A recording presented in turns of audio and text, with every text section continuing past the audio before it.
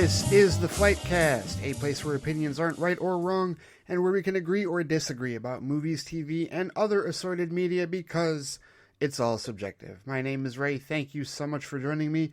It's finally October. Yep, and fall hit like a bitch, seriously. Like, it just, got up to go to work this morning, and all of a sudden, just like the cold, it's just like, It wasn't even like cold, it was like a chill, right? It's like the fall chill. It's like, oh great, yes, it's October, it is time. Spooky season, as many of my friends call it, many of my mutuals, looking forward to this time of year more than any. The leaves falling off the trees, getting a little bit darker, which of course I hate. I don't like it. Gets darker sooner this time of year, but it's time for the annual trips to Spirit Halloween if you figured out exactly who you're going to be or what you're going to go as for this particular spooky season. It's also a time for movies. Like, there's a hell of a slate, or an intriguing slate coming up for movies in the month of October. And of course, if you're a sports ball fan and you happen to live anywhere in the vicinity of the city of Detroit, or if you happen to be a Detroit fan, like a fan of Detroit sports, wow, was it an awesome time for that. A little bit of sports ball just for a second here. I gotta respect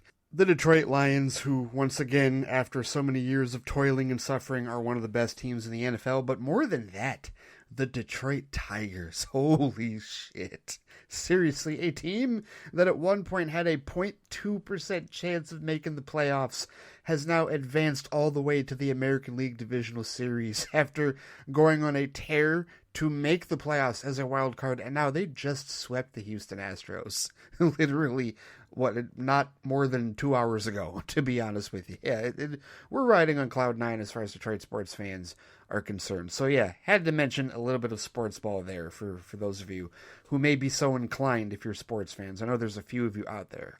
But sadly, as I'm sure a number of you are already aware, I have to once again start this show on a somber note. But before I get into the somber note that I got to talk about, because the universe just will not leave us the hell alone with respect to some of our favorite actors in Hollywood, do want to remind everybody, as always, that this show and my other shows can be found at theflightcast.com or wherever you get your podcasts, whether it is YouTube, because yes, these shows are now being posted to the YouTube channel, the Flightcast YouTube channel. You can totally listen to this show in, I guess, thumbnail video format. Got to figure out thumbnails. I got to get better at thumbnails in general. That's the only way that you survive on YouTube, right? Is if you have great thumbnails. It's crazy, but that's exactly how it works. But this show is on YouTube now at the Flightcast YouTube channel. It was always on Apple Podcasts, Stitcher, all that good stuff. Overcast, if you use that particular podcatching app as well, you can listen to that. You can listen to this show. You can listen to Flight Chat, the feedback show that we do occasionally on weekends. And sometimes also Flight Review when there's movie reviews to be had. It's been a minute since I've done one. I might do one for Joker Folie Ado, because that is this week. Joker Folie Ado is out this upcoming week, and I may do a Flight Review episode for that. So stay tuned with respect to that, because that's a good spooky season. It's a good way to kick off spooky season, regardless of what Rotten Tomatoes and any of the pundits have to say about it. I don't give a shit. It is what it is. I like the first one. I own the first one. I'll go see this one. See what Joaquin Phoenix, Lady Gaga, and Todd Phillips have cooked up for us with this sequel, if you will. But there's that. There's also Patreon.com/theflightcast. Thank you so much to those of you extremely loyal patrons. I did post a couple of things last week. I posted an episode of Friday Flight where I defied the end of summer and under the glow of some nice summer shandy to end that particular season.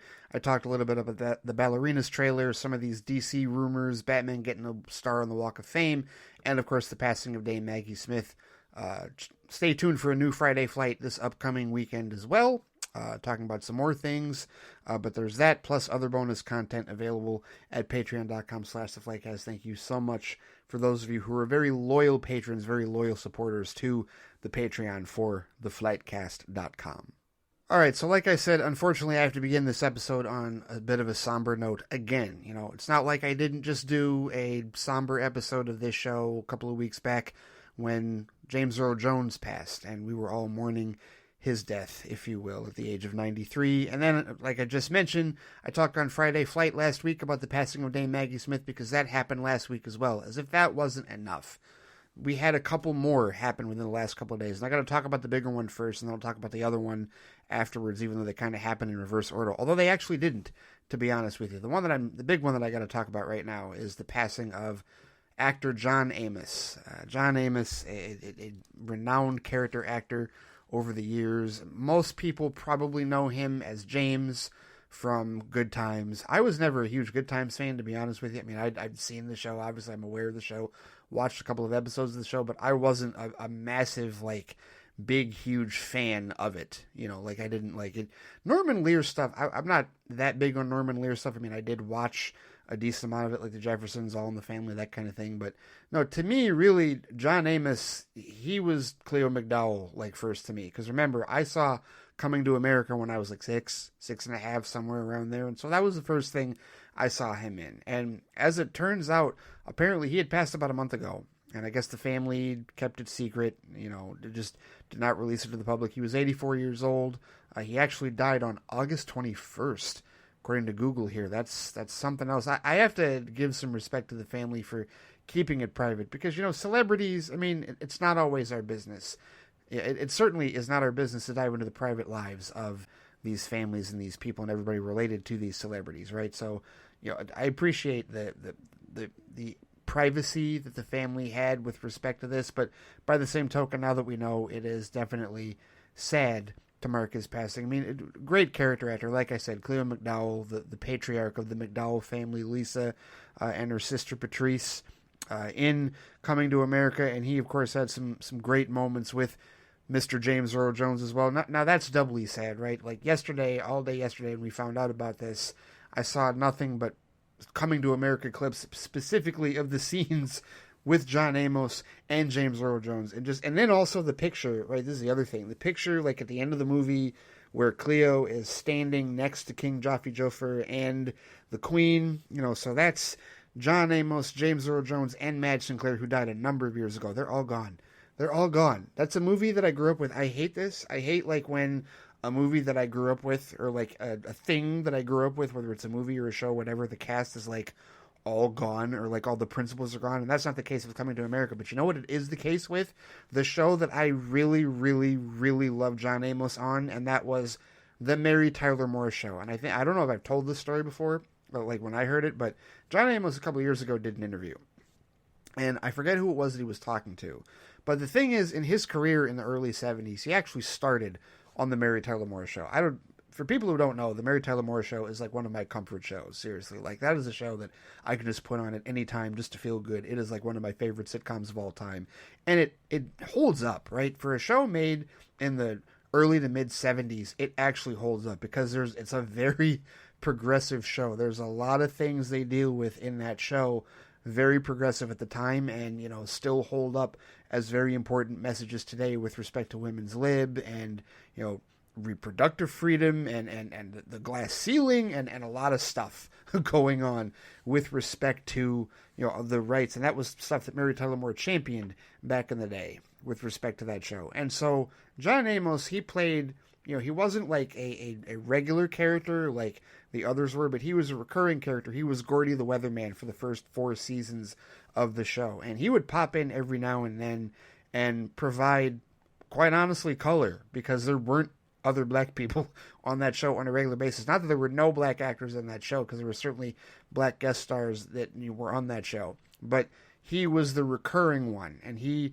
fit so well into that cast. Like, he just fit in with Mary and with Ed Asner as Lou Grant, Ted Knight as Ted Baxter, Gavin MacLeod as Murray Slaughter. Like, he fit in really well with that cast. One of my favorite episodes is, I think it's the 3rd season, the episode where Lou was supposed to fly out to Vegas to meet up with his buddies, and he got snowed in because, you know, they're working in Minneapolis.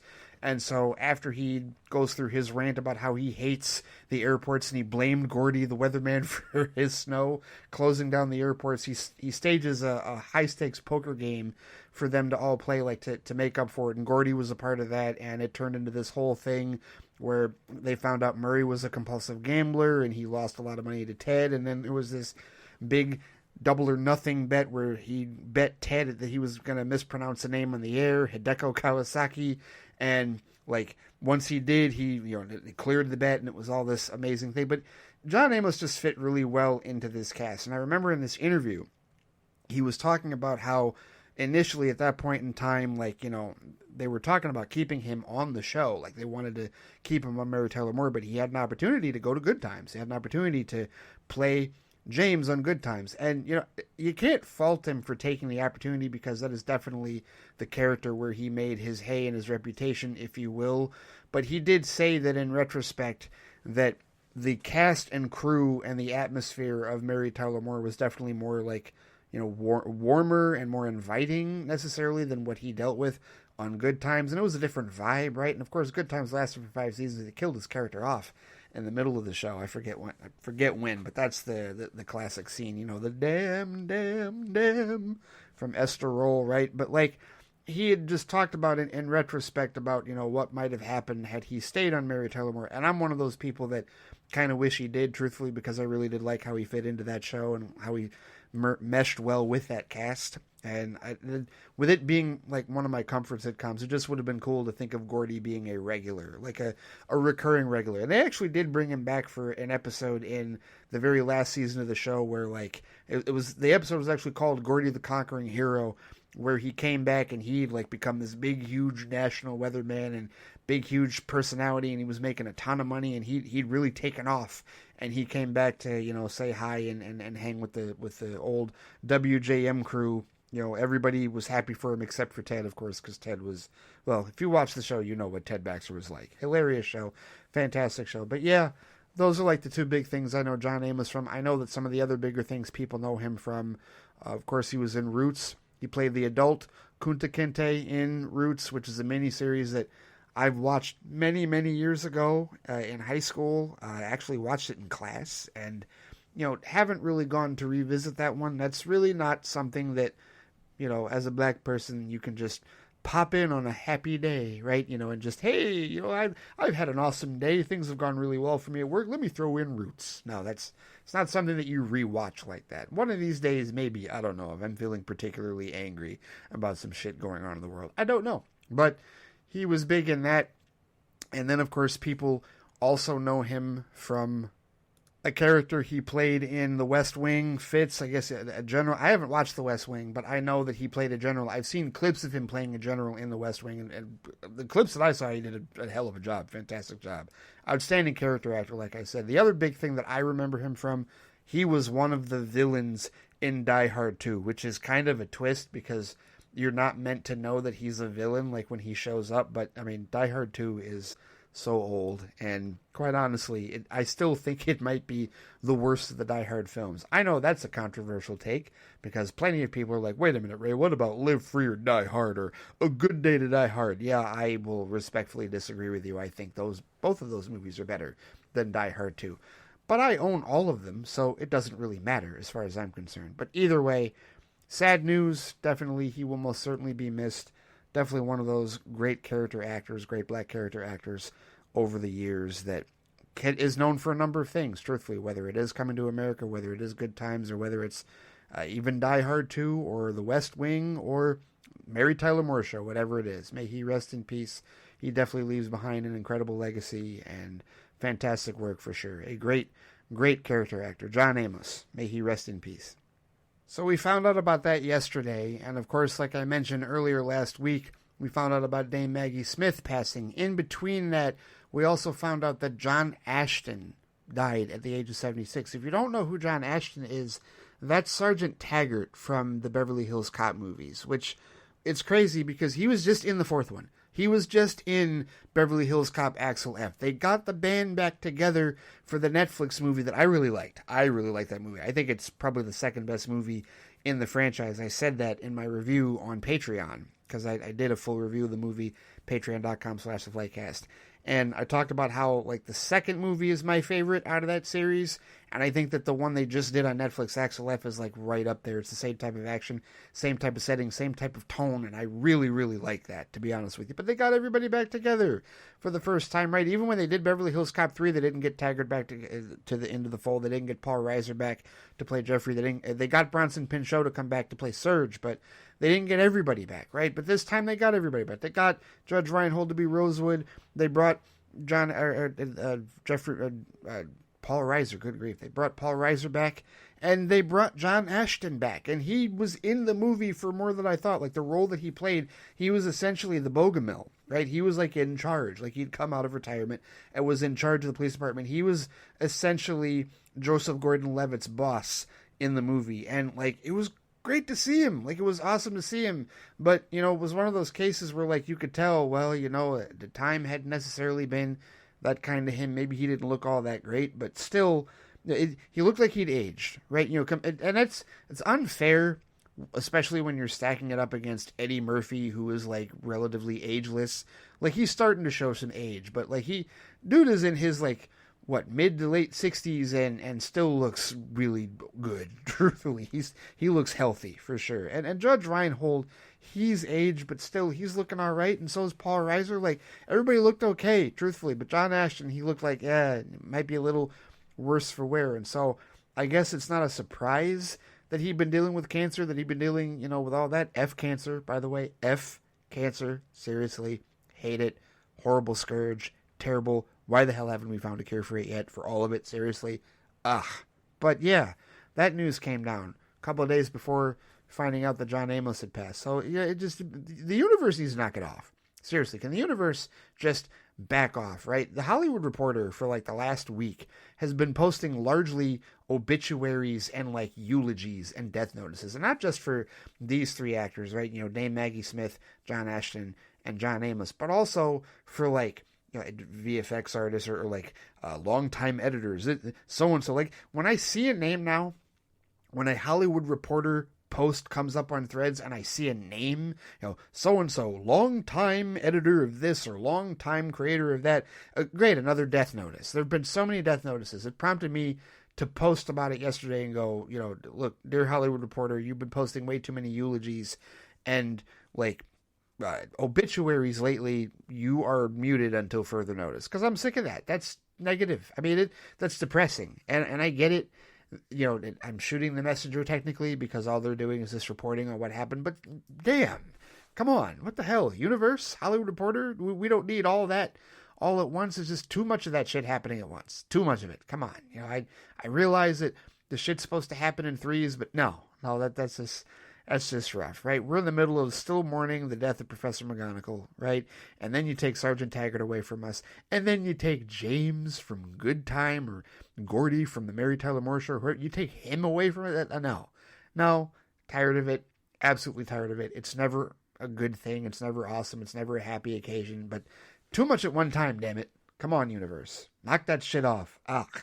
Terrible. I hate having to start with eulogies. I hate having to start with, like, you know, downer news because somebody else from my childhood is gone. That's just, it's no fun. It's no fun at all. But I don't want to ignore it because, you know, I want to pay my respects and definitely talk about it and at least, you know, remember the awesome times, the awesome parts of their career. Like, there's a bunch of other John Amos projects that I want to watch. I do want to see Midnight Run. Midnight Run is like the other thing that John Ashton, Sergeant Taggart, is known for. That's the bounty hunter movie with Robert De Niro and Charles Grodin, where he's like playing a rival bounty hunter to Robert De Niro. Joey Pants is in that movie too, Joe Pantoliano. So I've seen bits and pieces of that movie. I've never seen all the way through. I need to watch that movie all the way through, especially now in this regard. And John Ashton has other credits in other things, but still, you know, there's that. And then I know there's like a decent amount of, you know, Dame Maggie Smith stuff that I have not seen, but outside of the things that I do enjoy her from, like Harry Potter, Sister Act, The Best Exotic Marigold Hotel, right? I saw the first one. We watched the first one. I haven't seen the sequel. But either way, it's like, universe, knock that shit off. Calm down. What the hell? Seriously. Too much at one time. Damn it. So yeah, tough time. Tough time for our heroes and some of the actors and personalities that we grew up with in Hollywood. Tough time indeed. But it is what it is. May they all rest in power and in peace. All right, enough of the eulogies and the downer stuff. Let's talk about an exciting announcement. Let's talk about something that James Gunn has actually officially confirmed. How about that? Never mind all these rumors, okay? I don't care about what Variety posts about Teen Titans. No, it's not confirmed. James Gunn hasn't said shit about that. He also hasn't confirmed Deathstroke versus Bane, so screw all that, whatever. You know, we know Lanterns is happening because he's announced that. Okay, we don't know about casting, though. That's still unofficial. All these other rumors about DC are unofficial. I don't care until James Gunn actually makes them official, because he is the only one that can 100% confirm what's going on. And he did, a couple of days ago, actually yesterday, to be honest with you, confirm something 100% definitively, and that is this new dynamic duo animated project, which is apparently an origin story about the Robins. And I'm going to read this article. This is from Deadline. James Gunn reposted this. Like, he posted about it himself beforehand. He said, "Over the moon, excited to announce the newest DC Studios / Warner Brothers Pictures animation greenlit film for theaters. Dynamic duo, the story of Robin, or should I say Robins, as in Dick Grayson and Jason Todd. The first feature film from the visionary Swaybox, a mix of animation, puppetry, and CGI, a script from the wonderfully talented Matt Aldrich, produced with our partners at Matt Reeves' Sixth and Idaho. This is something special." That's James Gunn's post a day ago on Threads. He officially talked about this. This is official news. This is what official news, official word sounds and looks like, people. From James Gunn, the co-head of DC Studios himself. And then after that, he did post an article, the Deadline article, written by Anthony D'Alessandro, who says, "Here's a really cool project that just got greenlit at DC Studios and Warner Brothers Pictures Animation Dynamic Duo. It will mark the first joint project between DC Studios and the Bill Damaschke-led WBPA. The Sixth and Idaho movie, scripted by Matthew Aldrich, is being made by a new animation studio out of New Orleans named Swaybox, and that studio's husband and wife creators, Arthur Mintz and Teresa Anderson. Mintz will direct the movie, which follows the early days of Dick Grayson and Jason Todd, aka the Robins." It says, "Note that the storyline here isn't connected to Matt Reeves' Batman and the Penguin canon. So just because Matt Reeves' Six in Idaho is working on it does not mean that this is part of the Batman epic crime saga. It also doesn't mean that it's part of the DCU either, because James Gunn didn't state that either, at least for now. Maybe he'll state it later, but he hasn't said it right now." But continuing, it says Swaybox, which I've never heard of. This is the first time I've ever heard of this particular animation style. Swaybox, it says, uses a technology known as Momo animation, which is a cross between CGI animation, practical elements of stop motion, and live-action real-time performance. The result is a long-form storytelling billed as visually breathtaking, dynamically expressive, and more human, it says. DC Studios, James Gunn and Peter Safran, Swaybox Studios, Anderson, and Sixth and Idaho's Reeves are producers on Dynamic Duo. Executive producers include Michael Uslan. That's a name that we've all heard over the years. Reeves said, quote, "I have wanted to make a film with Arthur and Swaybox for many years, and for that film to be Dynamic Duo, an incredibly special and unique Batman and Robin story for families, is a dream. Mintz, the co-founder and co-CEO of Swaybox, is a graduate of Columbia University. He was hired by animation legend Joe Ranft to work in the storyboard department on James and the Giant Peach, and was one of the contributing writers of Moonbot Studios' Lost Alley, which won multiple Emmys for Netflix. Mintz has directed several award-winning puppet theater productions. Anderson, Swaybox's other co-founder and co-CEO, moved to New Orleans from Sweden when she was 18 to pursue a career in music. She became known around the world as a performer and composer while touring her innovative one-woman looping show, a collaboration with Mintz inspired by a one-man puppet show. She has performed on Late Night with Conan O'Brien and The Late Late Show with Craig Ferguson, and has been Mintz's producing partner since 2009. It says this project news comes in the wake of DC Studios' HBO and Max series The Penguin, landing the biggest 4-day audience for a new series on Max in every region globally since The Last of Us in January 2023. In the U.S., the series debut averaged 5.3 million cross-platform U.S. viewers over its weekend debut. Swaybox and Mintz are rep by CAA and TFC Management. Anderson is rep by TFC Management. Aldrich is rep by CAA and manager Jewel Keats Ross. Now, timeout. Just a brief sidebar here about The Penguin. That show is fantastic. If you wish to hear my thoughts on that show, you can slide on over to squadcastmedia.com, because Scott and I have resurrected DCTV Squadcast, for those of you who don't know, as part of the Squadcast Media Network, and we are talking about The Penguin weekly. You can catch our reviews of the first 2 episodes of that show right now up on the website, squadcastmedia.com. A little bit of cross-promotion here. I do want to talk about it, like, on the solo tip, probably at some point on a Flightbox episode here. on Flightcast. If those of you are not necessarily inclined to listen episode by episode, I'll have a seasonal recap like I normally do for shows like this for sure. And I also got to do that for Agatha All Along. I've got to watch Agatha All Along, and probably also another one that I'll probably do for Patreon for Frasier. But yeah, The Penguin right now so far is hitting like gangbusters. It is another chapter in the storied success so far of Sunday night 9 p.m. HBO original programming. It is absolutely doing incredibly well in terms of viewership and in terms of critical acclaim. You know, there are people talking about Colin Farrell for an Emmy for that show. So yeah, absolutely, that show is fantastic. Just a brief sidebar since this article did mention that. But getting back to this dynamic duo project, this sounds awesome. This sounds like a great thing. I've never heard of Swaybox until now. And apparently I just looked up they did a Super Bowl ad a couple of years ago that it's these two kids playing video games during the Super Bowl, and then like animated versions of like Peyton Manning, Justin Jefferson, DK Metcalf, and Lamar Jackson, bunch of NFLers past and present, like come out in animated form and like wreak havoc like on the house like for Super Bowl Sunday. It looks cool, right? It does. I don't remember seeing this ad a couple of years ago for the Super Bowl, but you know, this to me, this type of project, like this sounds like almost the first vibe that I get is like, this is something along the lines of Spider-Verse, like what Sony does with the Spider-Verse movies. Of course, that's not Swaybox.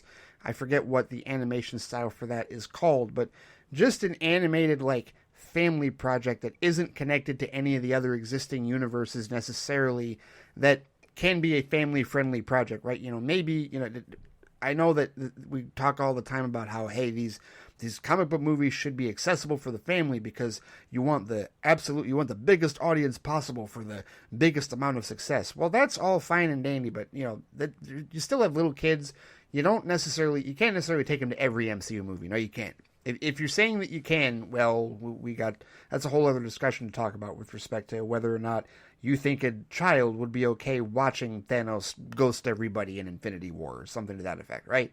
But either way, like, a project like Spider-Verse, the Spider-Verse films, like, those are family-friendly. Those have messages, those have stories, those are feature films that you can take the family to, you know, harmlessly in that regard. And they've done very well for Sony, you know, outside of what they've done with the John Watts trilogy in the MCU, and outside of the success of the Venom movies, especially the first one, like, Spider-Verse is a big form of success for them. We can't wait for the third one. You know, the pandemic obviously has delayed the third one's production, but this sounds like another foray, like, into, you know, experimental animation, if you will. This sounds like DC's version of that, truthfully. That was the first thing that I thought of. And who isn't interested in a Bat Family story? I know a few of you, Anthony, definitely you, Anthony Dorsey. I know more than a few of you are more than intrigued by a story about the Robins, right? A feature film about the Robins that incorporates live action and animation, why the hell not? And me personally, I know that, like, I look at the post, both of James Gunn's posts for this. He's just flooded and besieged with questions. Is this connected? Is this part of the Batman Epic Crime Saga? Is it part of the DCU? I don't care. I really do not care. And it does not need to be connected. Not everything needs to be connected. I feel like a lot of fans, and I know people in real life like this. I got a coworker too that's like this, and I know certainly people online that feel like this. Not everything has to be connected. Not everything has to be connected. I guarantee that somebody is going to watch Joker Folia do this upcoming weekend, and they're going to go, wait a minute, isn't Margot Robbie Harley? This doesn't make any sense. Are they getting rid of her? Are they replacing her with Lady Gaga? Is Lady Gaga going to be in the next Suicide Squad movie? I just, tired of that. Absolutely tired of that one-track surface level thinking with respect to different interpretations of these characters. We can go in different directions, guys. We can have a multiverse, okay? Both Marvel and DC are very familiar with the multiversal concept, and it's just like reading comics. You have different artists, you have different writers, you have different teams that work on different books, and then at times they come together, right? At times the universes collide, but they do different runs at different points of time, right? You know, the way that Dan Jurgens wrote Superman is not the same way that John Byrne wrote Superman, and it's not the same way that Peter Tomasi wrote Superman, right? The way that Denny O'Neil wrote Batman is not the same way that Scott Snyder wrote Batman. It's not the same way that James Tynion IV wrote Batman in Detective Comics Rebirth, which I really love. and I need to like go back and finish at some point, restart and finish, because I really like that run. I really liked a lot of the Rebirth stuff, and it certainly isn't the same as Tom King's run, which I liked Tom King's Batman run. I know that there are some people whose skin crawls when I say that. I don't care. It's all subjective. My point is, we can have different interpretations of these characters. We can have different stories told by these characters. Not everything needs to be connected, for crying out loud. Seriously. So I'm fine with this being like this standalone animated feature about the Robins. I'm perfectly okay with it. Now look, if he decides that he's going to connect it to the DCU, and it's going to be something that leads into the Brave and the Bold, that's not going to bother me. That's fine. It is what it is. But it doesn't have to be that. I don't need every damn thing to be connected. If this was part of his plan, he didn't announce this. If he's adding this as part of his plan for Chapter 1 Gods and Monsters, fine. If he's not, also fine. I don't care. I really don't care. I'm tired of all this minutia. And I'm not saying this because I see a whole lot of people complaining about it. It's just I saw all the questions. I saw so many people besiege James Gunn with questions, and they besiege him with dumbass questions on a regular basis anyway. He'll post stuff about his cat, he'll post stuff about his wife, and just get random questions because everybody wants to be the one that gets a response from James Gunn. It's like it's almost like a rite of passage, or like, you know, it's attention whoring. It's absolute attention whoring. You want to be able to say that James Gunn responded to your question, and I get it to a point, but people take it too far, in my opinion. And this does not have to be connected. It does not. I'm looking forward to it. I don't know. This was just announced, so this is going to go into pre-production more than likely. I don't know when. They haven't released a release date or anything for it. Like, this is just the first announcement of a DC Studios Warner Brothers animation collaboration. So there you have it. Greenlit for theaters. So yeah, definitely something to see in theaters. They're trying something different, and I applaud this. I do. A diversity of projects for DC Studios, I think, is a great idea. I really do. You know, the idea that we're going to have the DCU proper stuff, you know, with animated and live action connected as well. The fact that we're going to have the Batman Epic Crime Saga for those of us that love what Matt Reeves is doing over there with, you know, the Batman and the Penguin, which, you know, the Penguin, of course, Lauren LaFranc is doing such a phenomenal job with that show, right? We're going to have that over there, and then we're going to have other animated projects like this and probably other stuff down the pipe as well. Yes, absolutely, all of it. It's a great time, potentially, to be a DC fan, especially with the onset of DC Studios here kicking off, right? You know, launching new projects and launching a new direction. So there you have it with respect to that. I just wanted to touch on some actual confirmed news from James Gunn. James Gunn actually confirming things, like actually officially saying, hey, here's the thing that's actually happening. Never mind all this Mr. Freeze shit. Never mind all this Bane versus Deathstroke shit. No, this is happening. Dynamic duo, feature-length film, animated swaybox about the Robins. Hell yes. Why the hell not? All right, there you have it. So before I sign off for this week's episode of the main show here, I did want to ask a question, because from time to time I do like to ask questions of you, the audience, that we can absolutely talk about and have a nice discussion over on Flight Chat. And I feel like this one is a doozy, because this was one that I found on Threads, I forget if one of you, no, I think a few of you, I think maybe Philip and Anthony might have found this, if I'm not mistaken. But this came from an account called Superhero Breakout. It's run by somebody named Andre Wilson. I don't know this. This is a brand new account. Has well over 7,500 followers, right? So 7,777. So no idea. This seems like another regurgitator, just, you know, looking for attention on Threads. Okay, whatever. I'm sure most of these followers are bots. It is what it is. But he says he's a Marvel and DC enthusiast. TV shows and movie reviews, latest news, memes, hot takes. Follow for daily updates. Yes, one of those types of sites. And more than a few of you follow it. I do not follow. I try not to follow accounts like these a whole lot anymore. But there was a question that was posed, a meme, and I don't know where they got this image from. I don't know. I doubt that they created this. Probably found this from Facebook or something. But they posted this image a day ago, and under the heading of "The fans deserve only the best." And the question, like it's a picture of Marvel Comics characters at the top, DC Comics characters at the bottom. And the question is simple. If you could erase a Marvel or DC movie from existence and start over, which movie would you choose?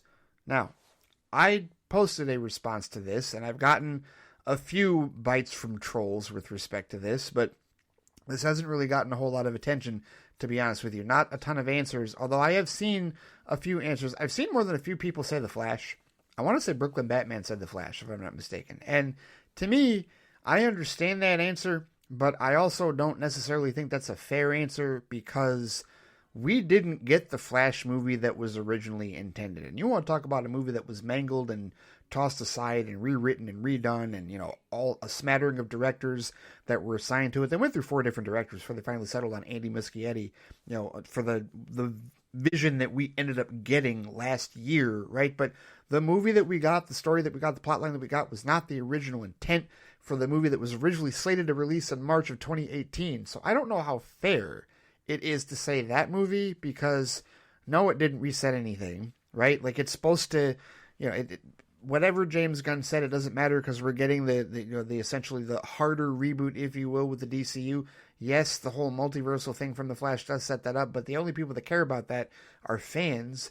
The general audience isn't going to care about that at all. But I don't know that that's a fair pick because it didn't do ultimately what it was intended to do. It's just a throwaway movie, to be honest with you. The Flash right now is a throwaway movie. I don't care how it was hyped. I don't care how DC's whatever James Gunn or David Zaslav said, I don't give a shit about that. We're not re-adjudicating that mess. I don't care how much they were hyping that movie up. I do not care. That is bullshit with respect to this argument. I'm talking about in terms of the impact that the movie actually had.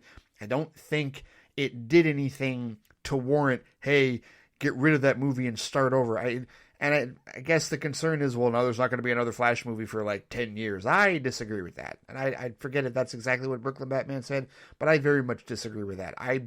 A Flash movie could happen within the next 5 years. Most certainly it could. It depends on how the DCU launches. It depends on how Superman does. It depends on how everything goes with respect to the original plan for Gods and Monsters. For all we know, there's a Flash film in there. No idea.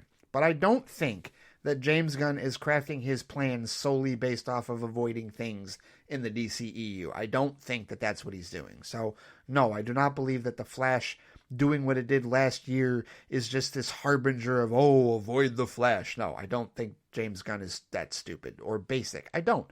I'm sure that there are executives at Warner Brothers Picture Group that are that stupid and basic. I don't think James Gunn is one of them. And I think he can convince Peter Safran otherwise with respect to that as well, in terms of their plan. But their plan has got to launch first and get off to a great start first, right? But that's one of the answers I saw. Of course, I saw a dumbass say Man of Steel, whatever. They're entitled to their opinion, but some horror account that has 193 followers, whatever. Bullshit. I mean, they can feel however they want. It is what it is. I feel like that's a troll answer, to be honest with you. Now, there was another one that said Suicide Squad 2016 or Fan 4-Stick. And look, if that's somebody that really wants to see the Ayer cut, okay, I'll get that. They didn't really give any other rationale for that, to be honest with you. But if that's why they want Suicide Squad, the Studio Squad version for 2016, and that's why they wanted to erase and start it over, I get that. I understand that. And they probably similar thing for Fan 4-Stick, although they're getting a new Fantastic Four movie next year, so that start over is actually happening. But there is somebody that did post what my answer was, and my answer is more comprehensive than theirs, but at least this individual, the real Andrew of New Jersey, just a dude, slightly more villainous, oh yeah, how creative, he said Justice League. It is the biggest movie that destroyed the DCCU. Maybe if they took their time, they wouldn't have had to totally start over. And yes, I mean, he didn't use, there was never an official flipping name. The DCEU was the closest to official that we had, but, Walter Hamada and Warner Brothers Picture Group was so stupid, they couldn't give the franchise a completely official name that they could use in branding. Whatever, we're not re-adjudicating that either. But the biggest movie that destroyed the DCEU, yes, absolutely, no doubt, because that's where everything went off the rails. That's what got everybody fired, and that's where the Hamada nonsense came into play, and we just went in a bunch of aimless directions, again, with movies that I enjoyed, but still, that's where the plan was eliminated. That's where the patience was thrown out the window. That's where the studios proved that they didn't give a shit about what was originally being planned and what they could have just let run its course, made all the money, right? And that's where it gets into my more comprehensive response to this, that I've gotten more responses to my quote of this than I have to the actual reply, which I just replied the same thing, because sometimes I'll do that in case people don't look at like my actual account for quotes. Maybe they'll look at the replies under somebody else's. That's worked a couple of times as far as like, getting some attention, because we're all attention whores on social media. I can admit that, though. I could totally admit that that's a massive reason that I would use social media. It's a massive reason any of us use social media. We're looking for input. We're looking for attention from other people with respect to whatever it is that we're talking about. But here's my answer. It's the same answer, but here's exactly what I wrote. I said, Justice League 2017, hands down. If the studio doesn't listen to the anti-Snyder cult of bloggers, critics, comic creators, and fanboys who are still angry to this day about Zack Snyder's Superman and simply followed the $3 billion they made between Man of Steel and Wonder Woman, then they would have trusted Snyder to make a 2.5-hour version of his Justice League movie that would have been better received by the general audience and not cost the studio $300 million, since they wouldn't have stupidly reshot the film twice. Now, many of you have heard me say that over the years. I stand by it. I will take that one to my grave. I am not laying off of that particular argument, if you will. Had they simply stuck to their original plan, had they trusted Zack Snyder to make it, I get why they didn't want to release a 4-hour version. I get that. It would have been another BVS Ultimate Edition situation where he would have made a 2.5-hour version for theatrical, right? That's the version we would have seen in theaters. Then the 4-hour version, whatever that assembly cut was, is what we would have gotten on the home release and digital releases later. It could have totally done that. You can't tell me that that movie wouldn't have made more money, because it would have been a continuation. People would have seen, the people who felt whatever about Man of Steel, and then they went and saw BVS and they had questions, they would have seen that version of Justice League and been like, oh, okay, now I get it, right? Dots would have connected with respect to that, right? There would have been hype behind the first ever Justice League team up. It wouldn't have bombed the way that it did because the budget wouldn't have ballooned. They would have had one version of the damn movie that they would have shot and thrown into post-production, so that would have saved them more than $100 million just with respect to that. The whole Joss Whedon shit doesn't happen. Hashtag release the Snyder Cut doesn't happen. The Snyder cult, it may still exist, but not to the extent that it does today, truthfully. Like, all of that, like, there's so many different things that could have been flippin' avoided as far as fan stress and franchise stress, and who knows what would have happened going forward, right? Maybe we get our Justice League sequels because that one would have made money, right? I don't know that it would have made $1 billion, but I do think it would have performed better financially and would have continued the trend upward. They made $3 billion through their first 4 movies in the franchise, and I found it hilarious that a troll decided to respond to my quote, and they tried to come at me with numbers, but their numbers were only talking about the amount of money that BVS made and the amount of money that Wonder Woman made, and that, the decision was made justly because of financial concerns. No, you can't skip Man of Steel and Suicide Squad. You can't skip. I literally said in the post, from the $3 billion they made between Man of Steel and Wonder Woman. That's 4 movies, not 2 movies, okay? Like, the person just skipped one of the movies I named and brought in BVS. That's how I know they were a troll, and that's why they're blocked. That's why their shit is hidden from everyone, as far as I can tell. Whatever. It is what it's a stupid troll argument. But either way, right? $3 billion is what they made in those first 4 movies, and then it could have continued on, like, depending on what they did. So that's the one, right? If I could erase the Justice League disaster from existence and start over, that's what I would have done. That is my definitive answer. Now, I say all of that to say I'm asking, what is your answer? And I'm going to make this interesting. You can't say Justice League 2017. You can't say Justice League. I have taken that answer off of the board. That's the stipulation that I'm giving you with respect to this. Take that answer off the board. And remember, the question was Marvel or a DC movie. Erase one of them from existence and start over. Which one would you choose? I'll tell you an answer that I was sent that I didn't respond to. Someone said Iron Man 3. The hate for Iron Man 3 to this day is still very peculiar to me, to be honest with you. But it is what it is. And that's all the person said. I didn't ask for them to elaborate on that. But I know that out there, between the 34 MCU movies that exist, I know there's one out there that you guys don't like, that you would like erased and start over. And be comprehensive with your answer if you can, right? Paint a picture for us. What happens? What do you think would happen? What would you have wanted to happen if this particular Marvel or DC movie had been erased? You just can't pick Justice League. I've already taken Justice League off the board. It's too easy. Many of you agree with everything that I just said with respect to the Justice League answer. That's why it's off the board, because that makes the question a lot less interesting if we just have because for us it's the ultimate answer, right? It's the ultimate answer to the question. Yes, of course, we would erase that piece of shit off the board. I love Anthony's answer. Anthony said, I don't even know what you're talking about. The only live action Justice League movie is the one from 2021. No other one exists. He even included a GIF. I don't know what this is from, but it said, and it sounds really fake, like it doesn't exist. Hey, I love that answer, Anthony Dorsey. That answer is fantastic. And I'm totally with you on that. I'll never own that version of the movie, ever. And people that include it on their DCEU graphics, it's like, you know what? That's your business, but man, are you misrepresenting the franchise as far as I'm concerned. Because there's only one version of Justice League, only one proper version of Justice League, and that is Zack Snyder's Justice League. And that is the one that I have on my shelf. That is the one that is part of my completed DCEU collection. Anybody that tells me it's incomplete because I'm not including the whitewashed, racist, bigoted, toxic piece of shit that is Justice League, yeah, you're out to lunch on that one. You can literally get the F out with respect to that particular argument, as far as I'm concerned. Subjectively speaking, you can say it's all subjective, because that is subjective. I don't give a shit what Warner Brothers says. There's one version of Justice League, one continuity in that regard. So either way, that answer is off the board. So think of a different movie. Think of a different Marvel movie. Think of a different DC. I would love to hear the Marvel answers. I would. The DC answers I feel like are easier because of the issues that we've had with the DCEU. But I'd love to hear the Marvel movies, right? And is there one out there that is different than, one of Taika Waititi's Thor movies or one of the James Gunn Guardians of the Galaxy movies? Is there a different movie out there? Because I know those can also be some easy answers. And I'm not taking those off the board. You guys can say those if you want.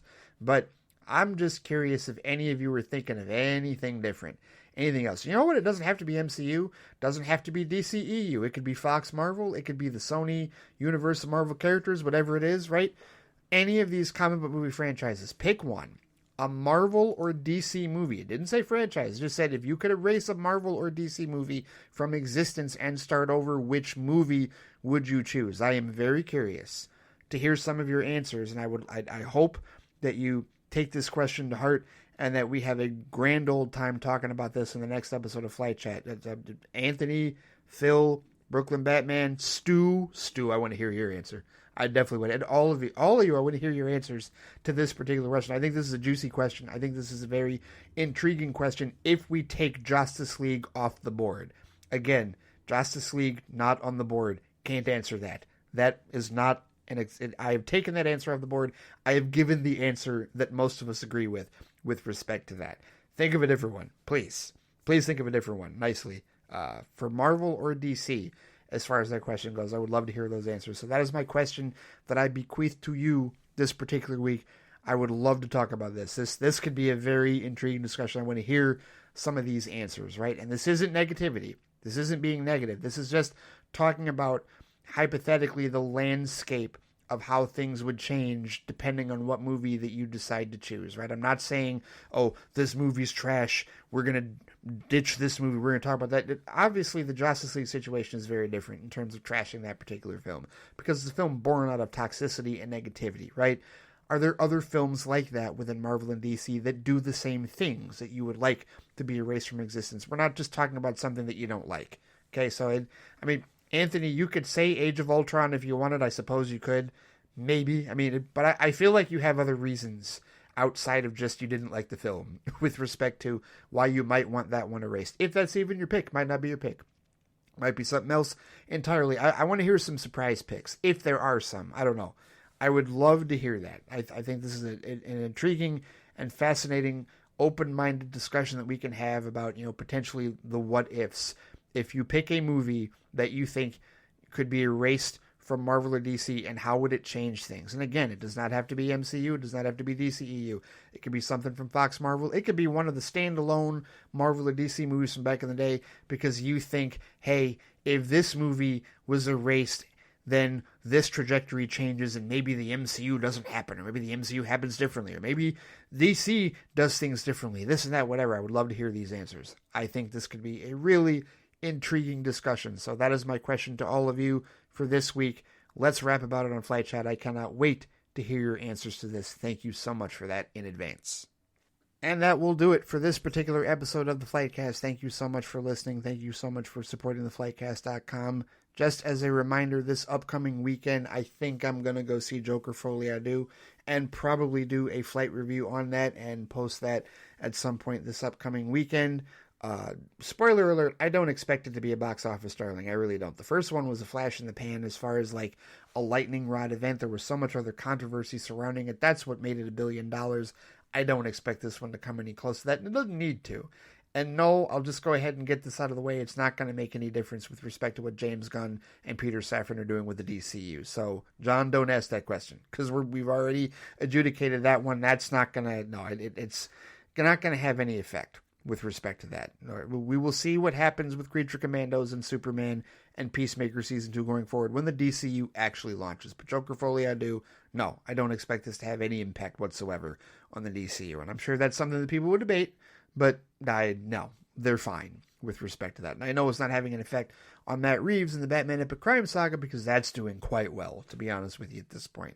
But either way, I think I'm going to talk about that and review it this week, and then, of course, we'll have our Flight Chat discussion with all of your feedback as well. If you would like to participate in that feedback, if you have any thoughts on anything that I said, if you want to pay your respects to John Amos or John Ashton, or even if you have some stuff to say about Dame Maggie Smith as well, because it's only been about a week since we learned of her passing as well. If you have any thoughts with respect to Dynamic Duo and this idea of a new live-action movie about the Robins as part of DC Animation, and of course to answer my question this week with respect to Marvel and DC movies and which one you think that you could erase and it would change the trajectory of what goes on with Marvel and DC films from that point, you know where to find me on Threads at The Flightcast, on Instagram at The Flightcast. There's the Flightcast Facebook page, and of course I can be reached by email at ray@theflightcast.com. All right, take care, stay safe out there, have a great rest of the week, and I will see you all next time. Take it easy.